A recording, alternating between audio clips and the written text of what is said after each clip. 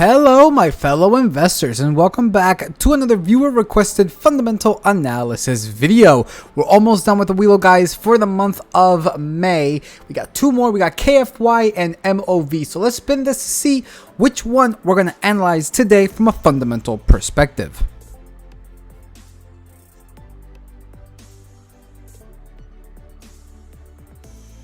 And it looks like we're going to get, guys, MOV. Very nice. Now, MOV was brought up by, well, actually, there's only two left. So, they're both brought up by Tony. So, yeah, that's, they're both brought up by Tony, which is actually hilarious. Yeah, guys, let's take a look at MOV and see whether or not this company is a good buy right now at the current moment. So, with that said, let's get started with this analysis. Alright, guys, so here we got the Movado group. Now, this thing, I was not aware that this was like a watch company. By the looks of it, it is. I mean, we take a look over here at their brands. We got Concord, Abel, I have no idea what that is, MV, MT, Movado, Olivia Burton, and then licensed brands, Calvin Klein, Coach. Wow. There's actually a lot of brands here that I didn't even, well, first of all, I don't know most of them, all except for Calvin Klein. But aside from that, guys, yeah, this company is very unique. So let's take a look at none other than what they do. So we got Movado Group designs, sources, markets, and distributes watches worldwide. The company operates in 2 segments: watch and accessory brands and company stores. It offers its watches under the Movado, Concord, okay, all the ones that we just read, as well as licensed brands such as Coach, Tommy Hilfiger, Hugo Boss, Le Coste, and Calvin Klein. The company also provides after sales and shipping services. All right. Yeah, it's just a luxury goods kind of company. Interesting. It's actually located in New Jersey, which is kind of cool too. Founded in 1961 with almost 1,200 employees. Now, they did have earnings as of May 25th. We can see here that the EPS normalized actual came in at 43 cents, beat by 17 cents. EPS gap actual 40 cents, beat by 13 cents. Revenue actual $145 million, missed by $3.4 million. Alright, everybody, so let's get started with the discounted free cash flow. Now, everything that you guys just saw was actually recorded as of yesterday, Sunday. Turns out that the video got corrupted, my OBS froze, didn't realize it, and all the audio was just messed up. So, hopefully, it's a lot better now, but yeah, everything that you guys just saw was as of yesterday. So, numbers are a little bit different than what I saw it last time, but nonetheless though, I think we're still perfectly fine when it comes to this. Now, we got the ticker for MOV, market cap of $419.2 million, with a PE of 7.19, current share price of $26.84. If we take a look at the graph, guys, on the 1 year, they are down 8.89%. Year to date, they're down almost 16%. 52-week range is $24.25 to $36, and just today, as again, if I'm recording this at 5:20 p.m., guys, the market fell 2%. So when I saw this yesterday, it was 55 cents higher than today. Very interesting to say the least. Now, taking a look back at the discounted free cash flow, we can see that they do pay out a dividend of $1.40, which is a massive yield of 5.11%.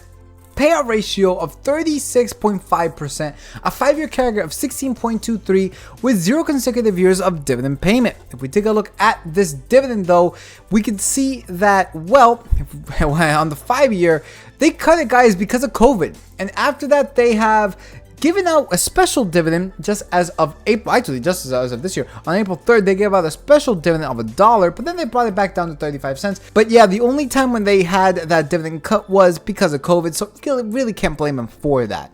So if we come back into the dividend scorecard, we can see that their ex-dividend date was on June 6th. Payout date will be on June 21st, and they pay their dividends quarterly. Back into the calculator, based off the current shares outstanding and this $1.40, they pay out almost $31 million in dividends every single year. And in regards to the 5-year average free cash flow after this is paid out, they have left $35.6 million, and as of their last year's free cash flow, the 16.26.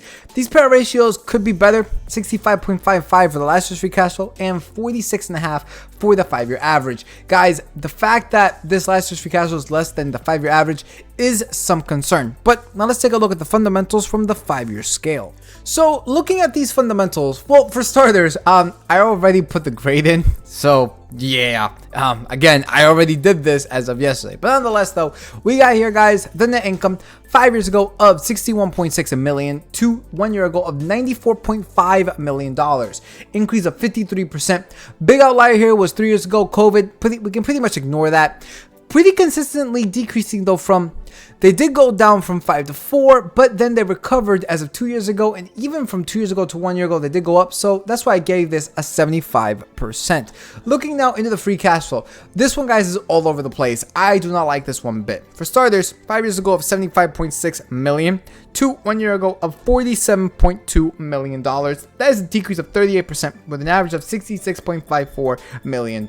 Now, looking at this free cash flow, this is all over the place. First of all, a massive drop from 5 to 4, as you guys can see right there. Then it increased during COVID, and then it increased the year following, but then it came back down as of 1 year ago. Now, if we look at the fundamentals overall, looking at the cash from operations to be exact, we got 86, 32, 68.4, 131, then coming down to 54. So this is a case where the cash from operations is all over the place. It's not consistently increasing, but at the same time, it is also not consistently decreasing. Now, the capital expenditures, on the other hand, well, this is going up, but at the same time going down in some cases. So this is a case, this is where I just don't know. The fact of the matter is that though, cash from operations being that volatile isn't something I like. So for that reason, I'm going to give the free cash flow, guys, a 25%. When it comes into the revenue, this one's actually looking really good. 5 years ago of $679.6 million to 1 year ago of $752 million. That is an increase of 10.64%. Only dip here was 3 years ago, and aside from that, consistently increasing all the way through. I'm going to give this guys a 100%. Looking now at the assets minus liabilities, consistently in the positive. They went down 4 to 3 years ago, but you can see that because of that fall, and I'm going to attribute that to COVID, after that they have been consistently going up. As of today, they have not reached the 1 year ago value, but their year isn't over yet. So that's actually looking really good overall. Average total assets is $771.4 million. Average liabilities, it is $282.82 million. And doing this difference, we get $488.58 million. I'm going to give this a 95%. Looking now into the cash flow minus the liabilities. This one's all over the place because you can see here that from 5 to 4, they did go down massively. That was the worst year. But from 4, 3, and 2, consistently increasing, but then they brought it significantly down again as of 1 year ago. Now, seeing that this 1 year ago, it is a lot lower, well, I wouldn't say a lot lower, but it is lower than the average of negative $220 million. I'm going to give this guys a 50%. When it comes to the shares outstanding, though, this one is looking absolutely perfect. Kind of. Not perfect in the way that, I would normally attribute it, but here's my reasoning why I'm going to give this a 100%. 5 years ago of 23 million shares to today of 22.1 million shares. That is a decrease of almost 4% on the 5 year and 3.5% from the previous year to the current year. Now, this is not consistently decreasing because they did increase it from 4 to 3 years ago, but I'm going to attribute that, guys, to COVID. Basically, because it's COVID related, I'm not going to harm them for that at all.